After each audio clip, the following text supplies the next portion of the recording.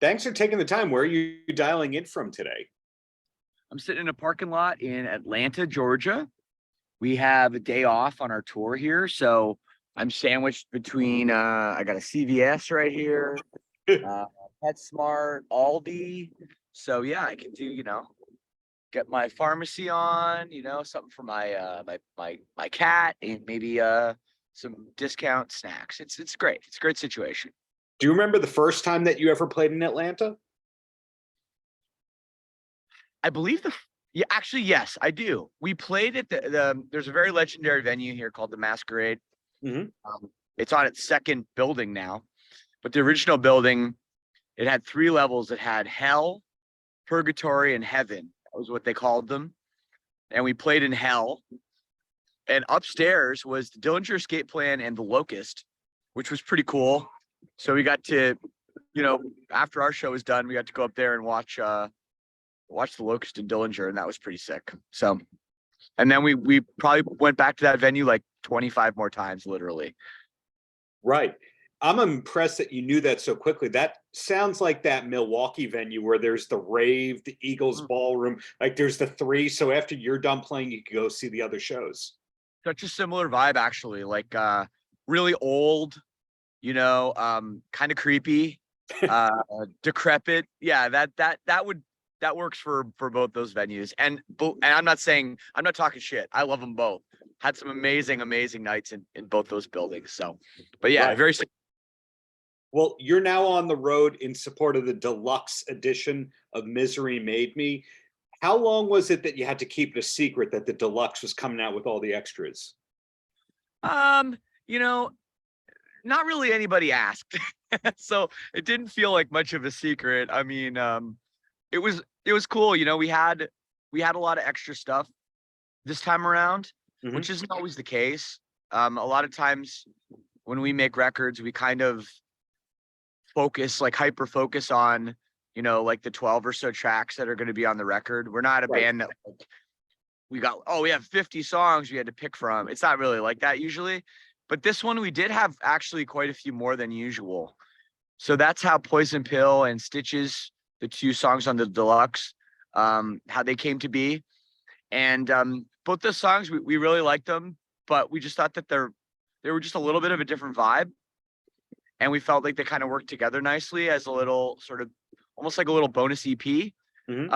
So that was kind of the thinking. And we especially like Poison Pill. So we wanted to do kind of like a post-release single for that and make a video for it and stuff.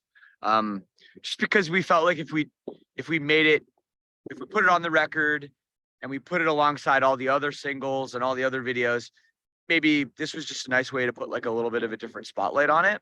Yeah. So yeah, it's really fun. And sorry if that wind is bothering the audio. It's also really great that the acoustic tracks turned out so well. The orchestral version of Mary is super cool, and a couple live tracks to boot. So it's it's a fun little release. The artwork looks great too. The vinyl's super cool. So it's just nice to be able to celebrate this record, almost a year later, because it's a we feel so strongly about. And then there's also the collaboration with the Pretty Cult. Not a lot of bands get a tarot card deck, custom candle, anything like that. Was that a later addition to this project, or did somebody know somebody from the Pretty Cult and went, hey, we should work on this? What would be the excuse? Deluxe remaster re-edition thing. Well, we did something really cool for the release of this record. Our what was that? Our label UNFD, they put together this really cool event in LA on release date where they rented the space out, and each room of the space was decorated in a different way for each song. For example, like the Die Alone room was like a smash up room where people could go in there with like a bat and like break stuff. And then there was like a room that was like full of candles for the altar Mary, like a very kind of religious sort of thing. So there were different vibes. And what they did is they had these tarot cards made for each kind of song, like a tarot card deck. And we thought that was cool, and everybody was like we it was just something we were giving away at the event. So they went really fast, and then everybody was like, "Oh, those tarot cards were so cool." So I think that's when we got it in our minds to kind of take that a step further and collaborate and with the candles and everything too. So yeah, it's really great, and it's just nice that it's kind of like the cherry on top of the album cycle.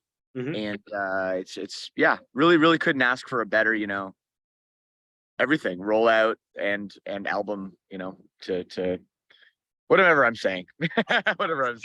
Can I throw you a compliment now? I never mind compliments. Okay.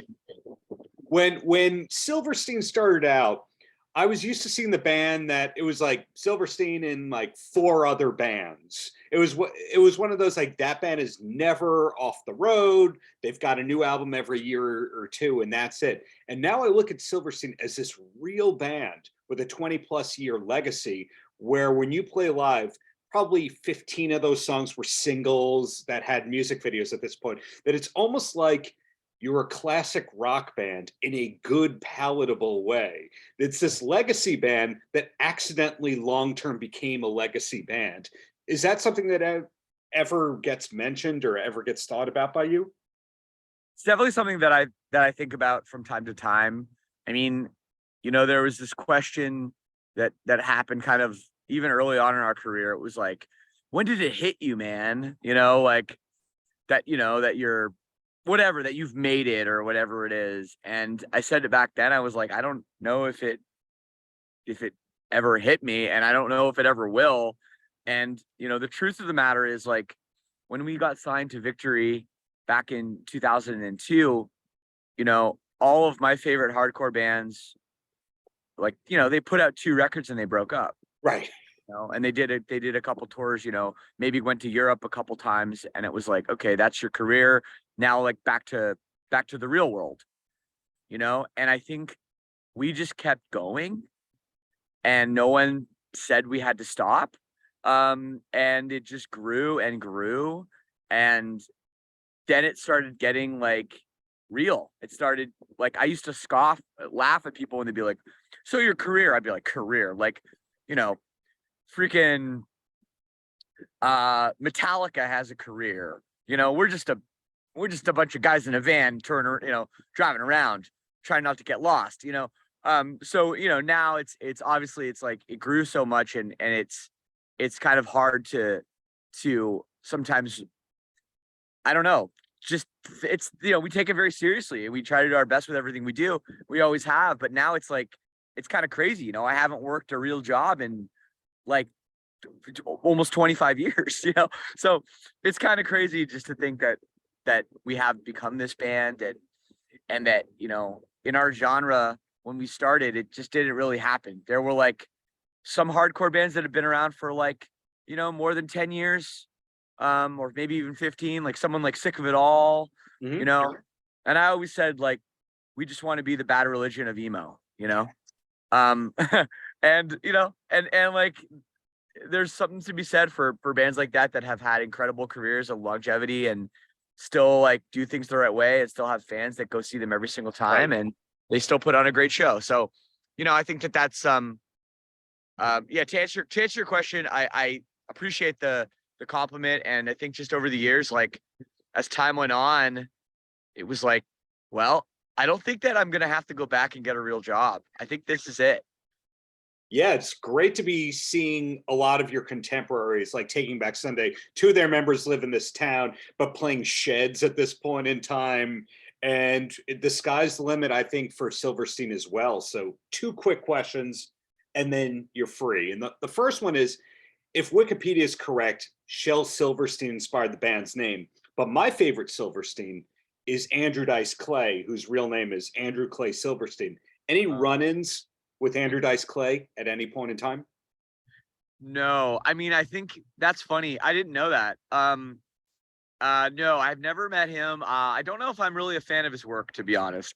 But I haven't celebrated his entire catalog. So if you're listening, Andrew, no offense. Was that, I have to interrupt. Was that celebrating his entire catalog an Office Space Michael Bolton reference? Yes, well, absolutely was. Yes. Okay. Yes, it absolutely was. So I think that one thing to always know is Silverstein is one of your favorite pop culture bands. It's not just the music, it's the dudes behind the music. There you go. There you go. Well, it's interesting though. The name Silverstein. It's funny because I didn't know that was Andrew Dice Clay. His real name was Silverstein, and he didn't use it. There's a producer who's produced like all the classic punk and hardcore records, and his name is Steve Evans. And he was at our show just the other night, and I never met him before, but he's produced like so many of my favorite albums of all time. So I saw him there and I was like, oh, hey man, it's like really nice to meet you. I'm Shane from Silverstein. And he goes, oh, I know exactly who you are. In fact, my real last name is Silverstein.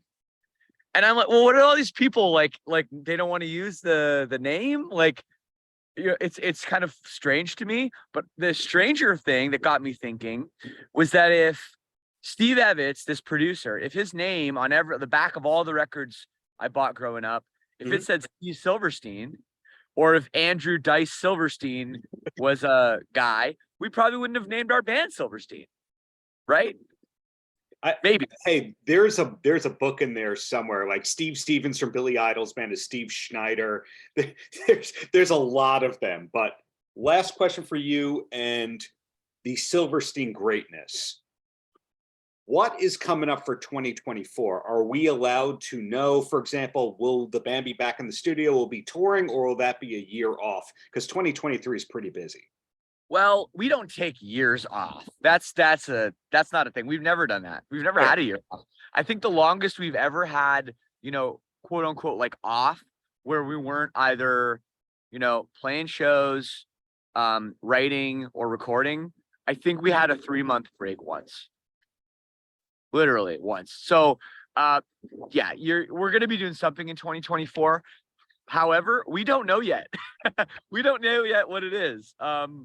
Certainly, I think people can expect us to be working on some new tunes. Right. But the truth is we haven't started yet.